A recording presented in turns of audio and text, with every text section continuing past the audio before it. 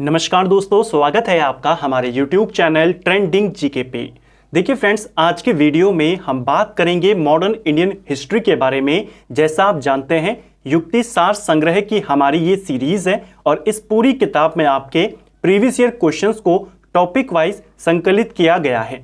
इन्हीं क्वेश्चंस को हम एक्स्ट्रा फैक्ट की मदद से यहाँ पर कवर कर रहे हैं, जिसमें हम अभी तक प्राचीन भारत, मध्यकालीन भारत, संविधान, इनको पूरा कवर कर चुके हैं।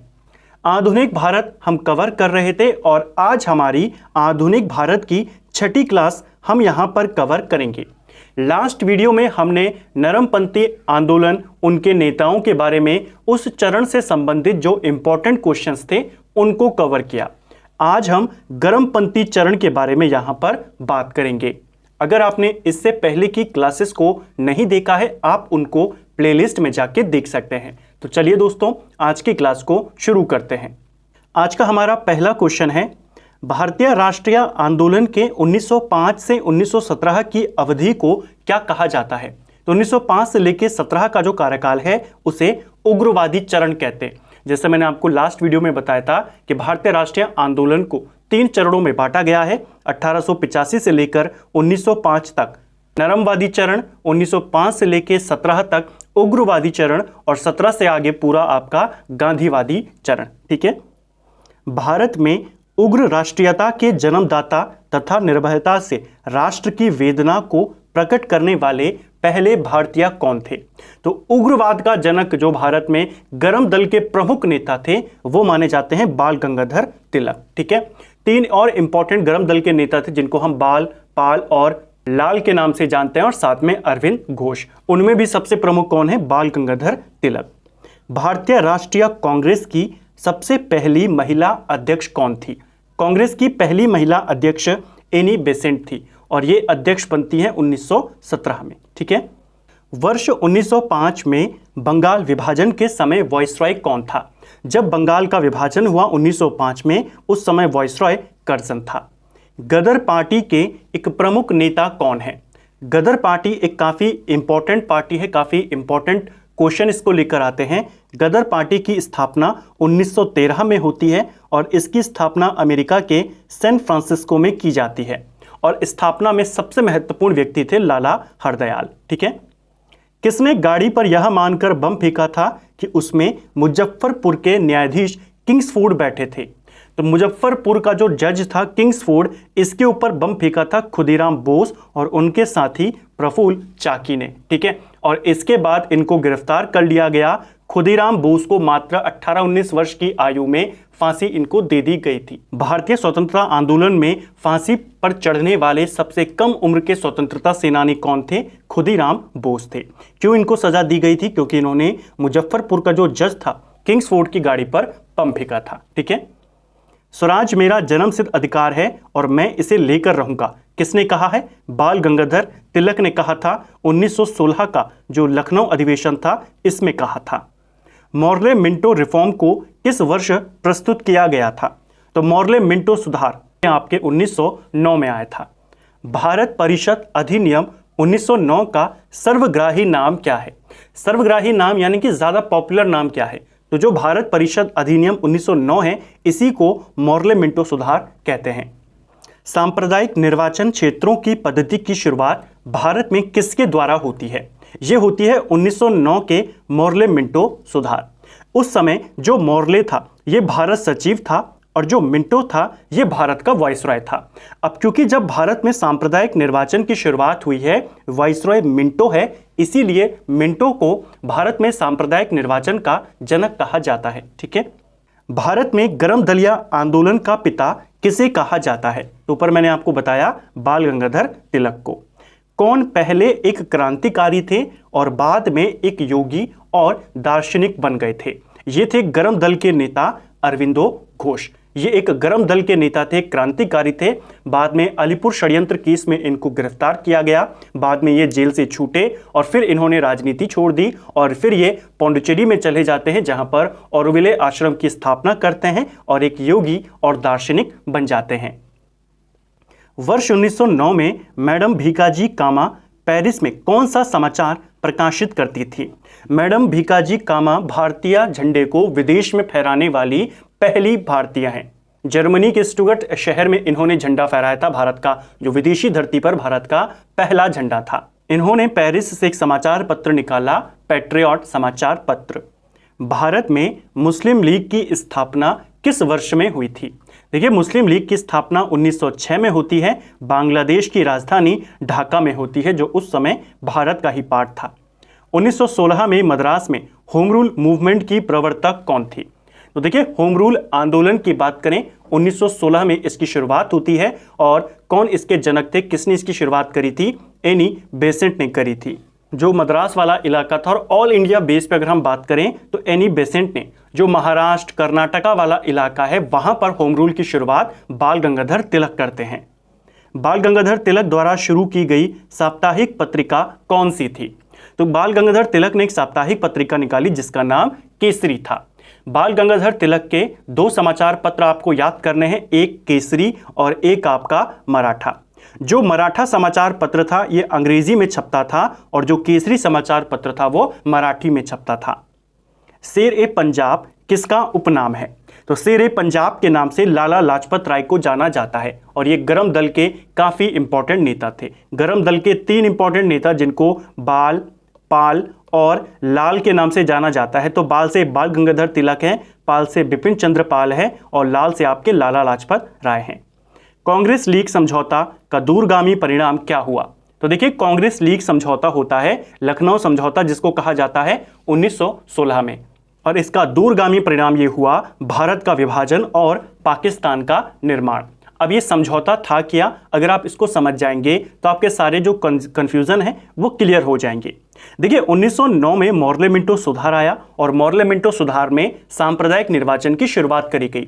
सांप्रदायिक निर्वाचन का अर्थ यहाँ पर यह था कि ऐसे क्षेत्रों की पहचान करी जाएगी जहां मुस्लिमों का बहुमत है, तो वहां पर वोट देने का अधिकार भी मुस्लिमों को होगा, और जो खड़े होंगे इलेक्शन में वो भी मुसलमान होंगे, यानी मुस्लिम कैंडिडेट होगा और मुस्लिम जनता ही उसको वोट करेगी।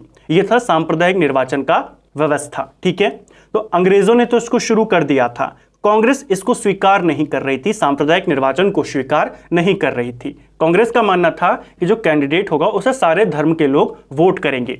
कांग्रेस ने सांप्रदायिक निर्वाचन को स्वीकार किया 1916 में, और यही कांग्रेस की बहुत बड़ी गलती बनी, जिसके बाद जाकर एक अलग राष्ट्र की मांग और ज्यादा फिर होने लगी। ठीक है, तो इसका दूरगामी परिणाम पूछा है वो आपको याद रखना है। तो कांग्रेस लीग समझौता, लखनऊ समझौता, लखनऊ पैक्ट भी इसको कहा जाता है। ठीक है, क्वेश्चन आता है कि मॉर्ले मिंटो सुधार के तहत सांप्रदायिक निर्वाचन को कांग्रेस ने कब स्वीकार किया? 1916 में। ठीक है, भारतीय इतिहास में 1912 का ऐतिहासिक महत्व क्या है? तो 1912 इंपॉर्टेंट है क्योंकि इसी दिन या इसी वर्ष कोलकाता जो भारत की राजधानी थी उस समय वो दिल्ली स्थानांतरित करी गई। 1911 में तीसरे दिल्ली दरबार का आयोजन किया गया, और उसमें घोषित किया गया कि भारत की राजधानी कलकत्ता से दिल्ली को बनाया जाएगा, और 1912 में दिल्ली राजधानी बन गई। अनुशीलन समिति किससे संबंधित थी? तो देखिए, अनुशीलन समिति की बात करें तो यह एक क्रांतिकारी संगठन था, वारिंद्र घोष से यह संबंधित है, तो आपको उनका नाम यहां पर याद करना है। वीडी सावरकर अभिनव भारत जो संस्था थी उससे संबंधित थे। किस गवर्नर जनरल ने 1911 में भारत की राजधानी कोलकाता से दिल्ली स्थानांतरित करने की घोषणा करी? तो उस समय जो गवर्नर जनरल तो नहीं होगा, वाइसरॉय होगा। उस समय भारत का वाइसरॉय हार्डिंग था। ठीक है, अल हिलाल समाचार पत्र किसके द्वारा राष्ट्रीयता के प्रचार के लिए शुरू किया गया था? तो अल हिलाल समाचार पत्र किसने शुरू किया था? अबुल कलाम आजाद ने। ये पेपर में आया है कि यह पत्रिका किसकी थी? अबुल कलाम आजाद की। पंजाब केसरी का खिताब किसको दिया जाता था?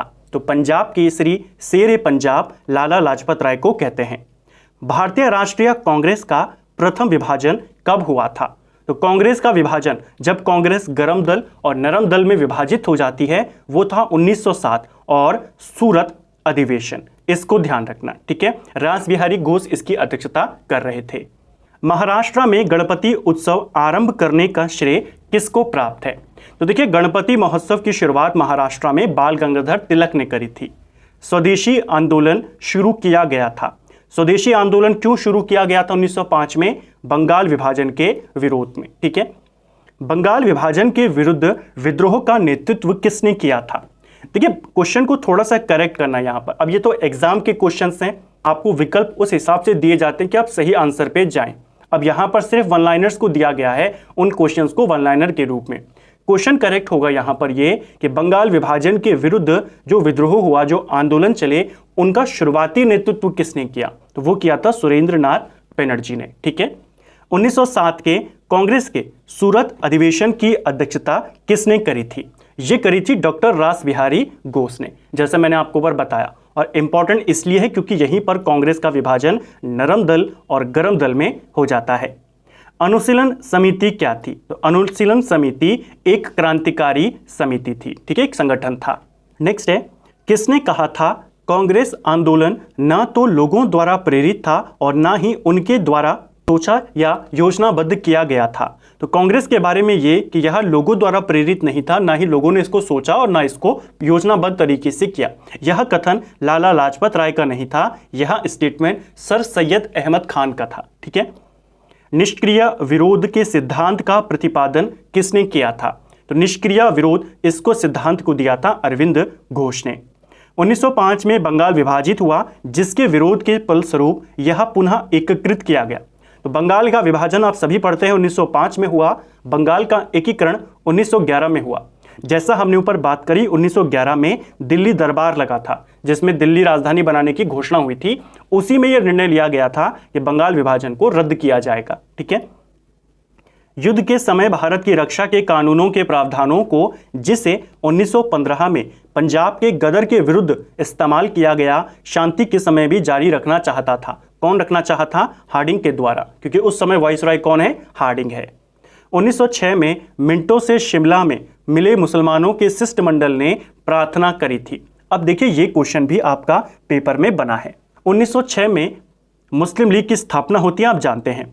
मुस्लिम लीग की स्थापना से पहले मुसलमानों का एक शिष्टमंडल शिमला में वाइसरॉय मिंटो से मिलता है और पृथक निर्वाचन वर्ग की यह मांग करता है, और मुस्लिमों की इस मांग को 1909 में स्वीकार कर लिया जाता है, जब मॉर्ले मिंटो अधिनियम आपका आता है। इस मुलाकात के बाद अंग्रेजों के द्वारा कहा गया मुसलमानों कि आप जाइए और ब्रिटिश के बारे में, अंग्रेजों के बारे में लोगों को और प्रेरित करें, और साथ में पृथक निर्वाचन वर्ग को भी लोगों को समझाएं। और ऐसे ही फिर बांग्लादेश के अंदर मुस्लिम बहुल इलाकों में बैठकें होने लगी, और ऐसे ही एक बैठक ढाका में बुलाई गई, जिसमें मुस्लिम लीग का गठन किया गया। बंगाल का विभाजन कब हुआ था? तो देखिए, बंगाल विभाजन की बात करें तो डेट यहां पर गलत दी है। बंगाल विभाजन की घोषणा 19 जुलाई 1905 को करी गई और 16 अक्टूबर 1905 से बंगाल विभाजन लागू हो जाता है। ठीक है। किस नेता ने 1906 में कांग्रेस कलकत्ता अधिवेशन की अध्यक्षता करी थी? कांग्रेस का 1906 का कलकत्ता अधिवेशन काफी इंपॉर्टेंट था, क्योंकि इसी अधिवेशन में पहली बार स्वराज शब्द का इस्तेमाल किया गया था। इसकी अध्यक्षता दादा भाई नौरोजी ने करी थी। भारतीय राष्ट्रीय आंदोलन गर्मपंथियों के प्रभावाधीन आया। कब आया था? 1906 के बाद। 1905 तक के काल को क्या कहा जाता है? नरमपंथी चरण। और 1906 से आपका शुरू हो जाता है फिर, या 1905 से शुरू हो जाता है गर्मवादी चरण। 1908 में बाल गंगाधर तिलक को जेल हुई थी।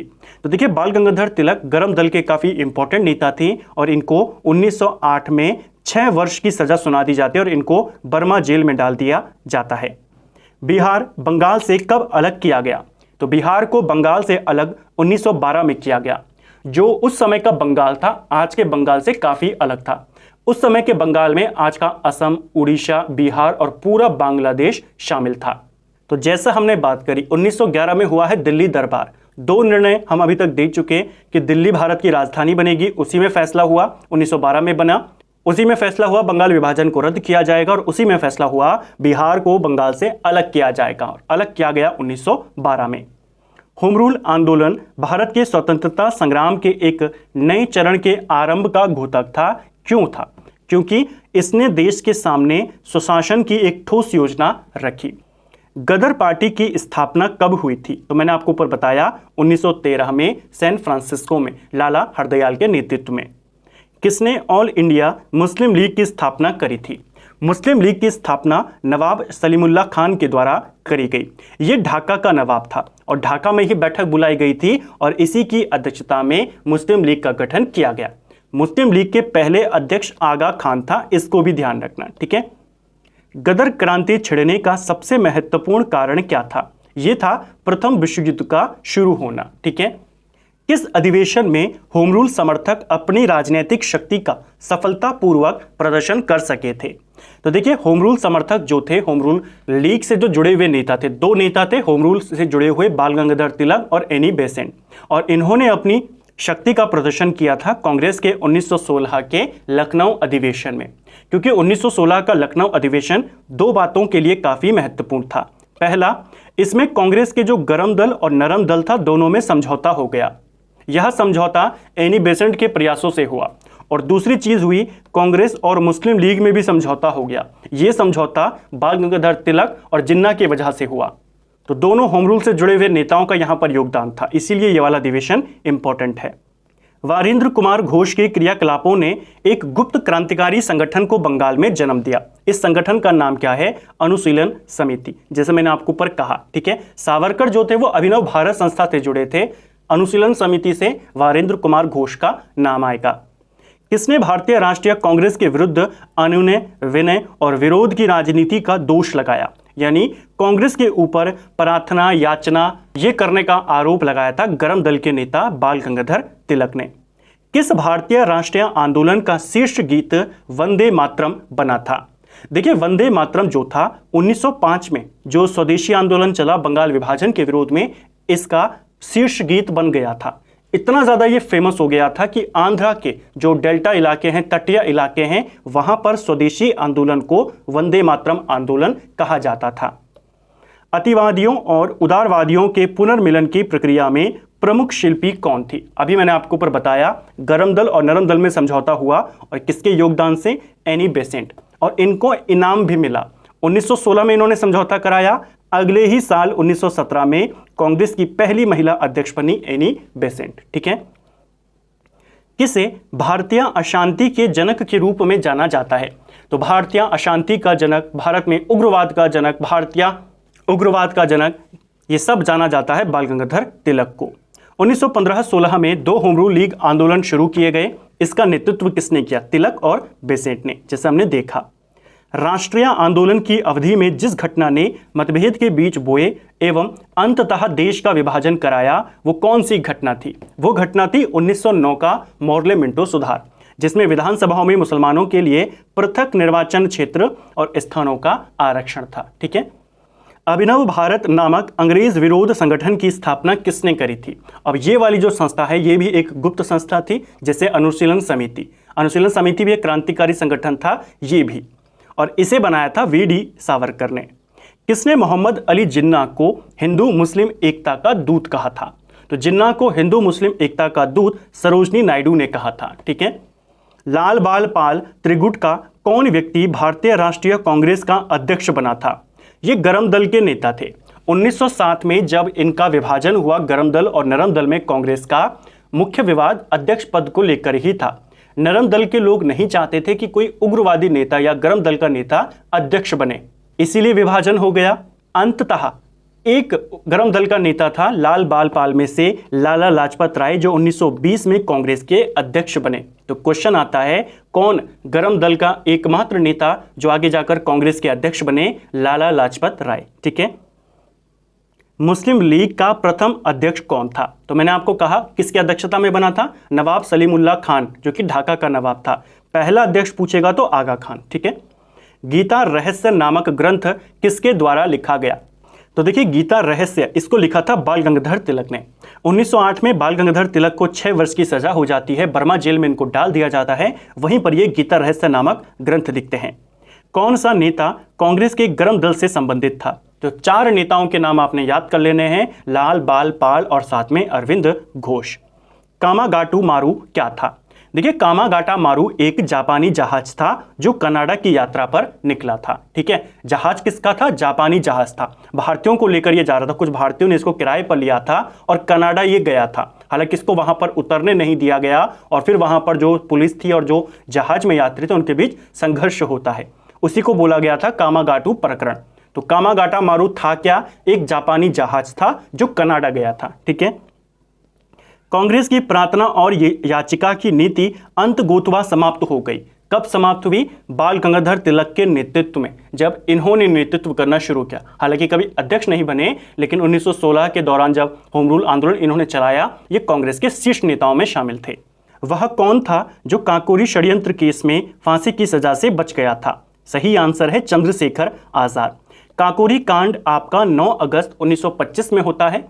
काकोरी कांड में जो HRA था, हिंदुस्तान रिपब्लिकन एसोसिएशन, इसके जो बड़े नेता थे, चाहे वो सचिंद्र सन्याल हो, रामप्रसाद बिस्मिल हो, अशफाक उल्ला खान हो, रोशन सिंह हो या राजेंद्र लहिड़ी हो, इनको सजा हो जाती है। सचिंद्र सन्याल को उम्र कैद हो जाती है और बाकी सारे लोगों को फांसी की सजा दे दी जाती है। HRA के एक बड़े नेता थे चंद्रशेखर आजाद, जो सजा से बच गए थे और बाद में यही चंद्रशेखर आजाद भगत सिंह के साथ मिलकर HRA को खत्म कर एक नया संगठन बनाते हैं, HSRA। इसको ध्यान रखना। ठीक है। किसने स्वदेशी आंदोलन का नेतृत्व दिल्ली में किया था? तो स्वदेशी आंदोलन का नेतृत्व दिल्ली में सैयद हैदर रजा ने किया था। स्वदेशी आंदोलन के प्रारंभ का तात्कालिक कारण क्या था? तो आंदोलन का कारण जो था वो बंगाल विभाजन था। प्रथम महायुद्ध के दौरान कहां पर बनी एक भारत की एक अनंतिम सरकार बनी थी, जिसके प्रेसिडेंट राजा महेंद्र प्रताप थे। तो देखिए, भारत की पहली अंतरिम सरकार थी जो पहले विश्व युद्ध के दौरान बनी, अफगानिस्तान में बनी थी राजा महेंद्र प्रताप के नेतृत्व में। सूरत की फूट के बाद कांग्रेस किसके हाथों में आ गई? कांग्रेस नरम दल वालों के हाथ में ही रही। पहले भी 19 के हाथों में थी। 1906-1907 में प्रयास किया गया कि नेतृत्व गरम दल को दिया जाए। गरम दल के नेताओं ने प्रयास किया अध्यक्ष बनने का, नहीं बन पाए और कांग्रेस का विभाजन हो गया। कांग्रेस विभाजन के बाद जो गरम दल के नेता थे उनको प्रतिबंध कर दिया गया कांग्रेस से, और सरकार के साथ जो समर्थक के तौर पर बात करते रहे वो नरम दल वाले ही थे। ठीक है। राजनीतिक स्वतंत्रता राष्ट्र की प्राणवायु है, किसने कहा था? तो ये कहा था अरविंद घोष ने। काफी फेमस स्टेटमेंट है, ध्यान रखेंगे। राष्ट्रीय शोक दिवस कब मनाया गया था? तो राष्ट्रीय शोक दिवस बंगाल विभाजन जब लागू किया गया 16 अक्टूबर से, तब मनाया गया। श्रीमती एनी बेसेंट कांग्रेस की अध्यक्ष कब निर्वाचित हुई थी? एनी बेसेंट कांग्रेस की पहली महिला अध्यक्ष थी। कलकत्ता अधिवेशन 1917 में ये अध्यक्ष बनी। अखिल भारतीय राष्ट्रीय कांग्रेस की पहली महिला अध्यक्ष कौन थी? Annie Besant. अगर पूछेगा पहली भारतीय महिला अध्यक्ष कौन थी, तब आप सरोजनी नायडू का नाम लेंगे। सरोजनी नायडू 1925 में कांग्रेस अध्यक्ष बनती हैं। मुजफ्फरपुर में किंग्सफोर्ड की हत्या का प्रयास कब किया गया था? तो मुजफ्फरपुर में किंग्सफोर्ड की हत्या का प्रयास 1908 में किया था खुदीराम बोस और प्रफुल्ल चाकी ने। लॉर्ड हार्डिंग ने बंगाल विभाजन कब रद्द किया? अब देखिए, आपके कॉन्सेप्ट क्लियर हैं। हमने बंगाल विभाजन को लेकर 2-3 बातों को देखा, किसके विरोध में स्वदेशी आंदोलन चला, शुरुआती नेतृत्व सुरेंद्रनाथ बनर्जी ने किया, और हमने ये भी देखा कि दिल्ली दरबार हुआ था 1911 में। आपसे पूछा है बंगाल विभाजन रद्द कब हुआ? निर्णय दिल्ली दरबार में लिया गया था, तो आंसर भी क्या हो जाएगा? दिल्ली दरबार का ही वर्ष 1911। अलीपुर बम कांड में अरविंद घोष का बचाव किस वकील ने किया था? अलीपुर षड्यंत्र केस काफी फेमस केस था। इसी केस में अरविंद घोष जो गरम दल के नेता थे, इनको गिरफ्तार किया गया। इनका बचाव CR दास ने किया था। ठीक है। वर्ष 1916 में मुस्लिम लीग और कांग्रेस के बीच किसने समझौता कराया? तो इसमें समझौता कराने में एनी बेसेंट नहीं, जो आपके बाल गंगाधर तिलक थे, उनका इंपॉर्टेंट रोल था। ठीक है। तो यहां पर करेक्ट करना। किसने 1916 में लखनऊ में आयोजित भारतीय राष्ट्रीय कांग्रेस के अधिवेशन की अध्यक्षता करी? इसकी अध्यक्षता करते हैं अंबिका चरण मजूमदार। ठीक है। किस आंदोलन के कारण भारतीय राष्ट्रीय कांग्रेस का विभाजन हुआ, जिसके परिणामस्वरूप नरम दल और गरम दल का उद्भव हुआ? अब देखिए, अभी तक तो कारण आपको मैंने बताया कि अध्यक्ष पद को लेकर विवाद था, लेकिन सिर्फ अध्यक्ष पद को लेकर विवाद नहीं था, एक और विवाद था। 1907 का दौर है। 1905 में बंगाल विभाजन हो चुका है, अभी रद्द नहीं किया गया है क्योंकि रद्द होगा 11 में। तो स्वदेशी आंदोलन को चलते हुए लगभग 1 से 2 साल हो चुके थे। अब आंदोलन आगे कैसे चलाया जाए, इसको लेकर भी विवाद था। जो नरम दल के लोग थे वो चाहते थे कि स्वदेशी आंदोलन केवल बंगाल तक सीमित रहे, पूरे भारत में इसको ना फैलाया जाए, क्योंकि जो प्रॉब्लम थी वो बंगाल में थी। गरम दल के नेता चाहते थे आंदोलन पूरे भारत में फैलाया जाए, और भी कई सारी चीजें थी आंदोलन को लेकर के। नरम दल वाले चाहते थे आंदोलन ज्यादा उग्र तरीके से ना किया जाए, धरना प्रदर्शन ज्यादा ना किए जाए, जो कि गरम दल के विचारों के खिलाफ था। तो स्वदेशी आंदोलन को चलाने को लेकर भी विवाद था, जिसके कारण कांग्रेस का विभाजन हुआ था। किसने भारतीय राष्ट्रीय कांग्रेस पर प्रार्थना, याचना और विरोध की राजनीति का आरोप लगाया? बाल गंगाधर तिलक ने।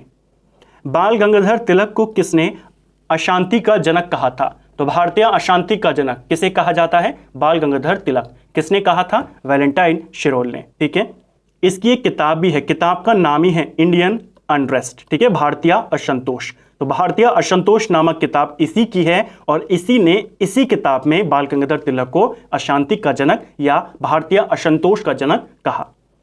भारतीय मुसलमान सामान्य रूप से उग्रवादी आंदोलन की ओर आकर्षित नहीं हुए, इसका कारण क्या था? इसका कारण था उग्रवादियों की हिंदू अतीत की राग अलापने की नीति।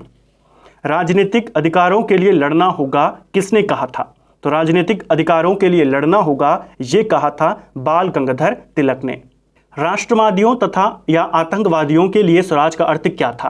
तो राष्ट्रवादी ही यहां पर सही शब्द होगा, ये गलत शब्द होगा। इनके लिए स्वराज का अर्थ था विदेशी नियंत्रण से पूर्ण स्वतंत्रता। जो बाल गंगाधर तिलक यहां पर स्वशासन की बात कर रहे थे, स्वराज की बात कर रहे थे, इसका मतलब यही था विदेशी कंट्रोल से पूरी तरीके से मुक्त आजादी। 1905 में बंगाल विभाजन का कारण क्या था? देखिए, बंगाल विभाजन के दो कारण यहां पर थे। एक था ऑफिशियल कारण जो सरकार ने बताया और एक था ओरिजिनल कारण।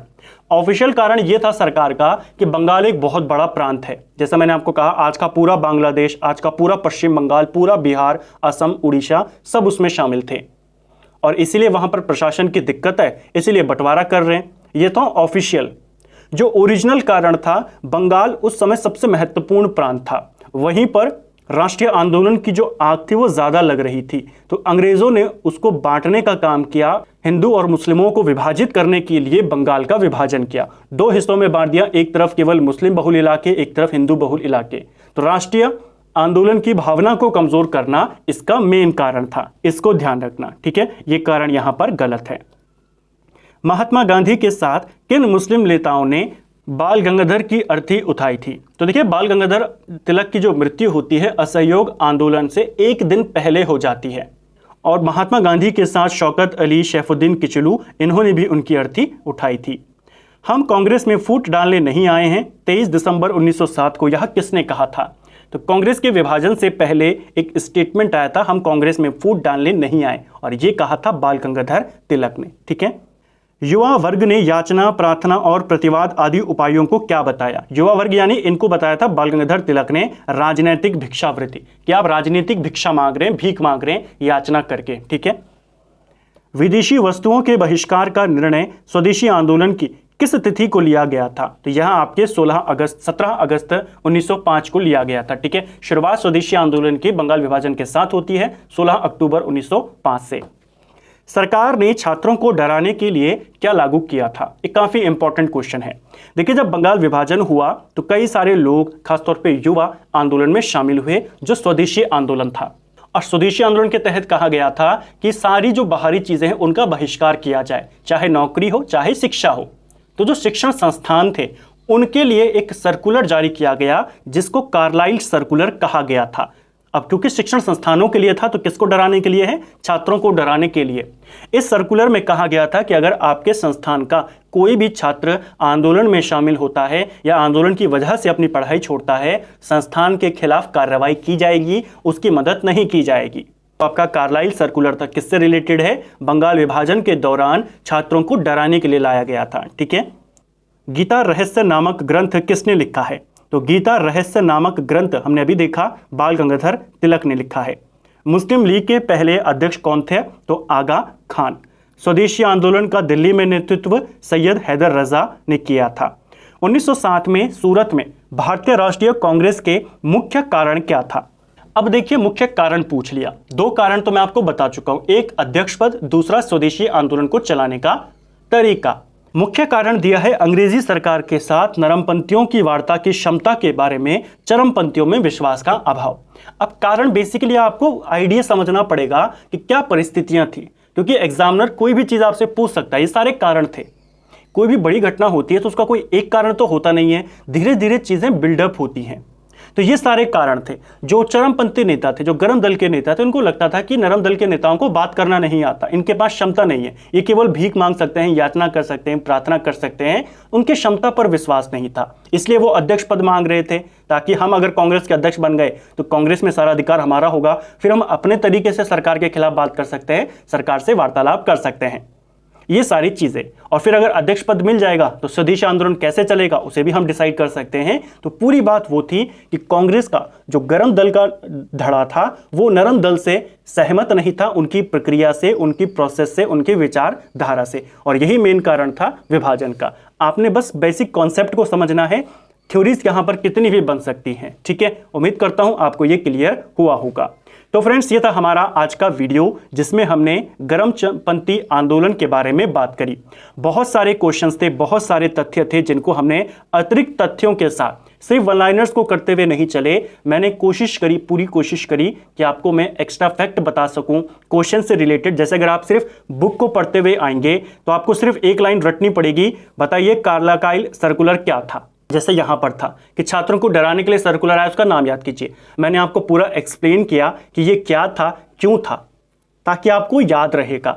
ऐसे ही हमने पूरे क्वेश्चंस के साथ कोशिश किया आपको समझाने का। उम्मीद करता हूं आपको आज का वीडियो पसंद आया होगा, चीज़ें अच्छे से आपकी क्लियर हुई होंगी। अगर आपको आज का वीडियो पसंद आया है तो वीडियो को लाइक करें, चैनल पर नए हैं सब्सक्राइब करें, दोस्तों के साथ शेयर करें। वीडियो कैसा लगा कमेंट बॉक्स में हमें ज़रूर बताएं। Thank you friends.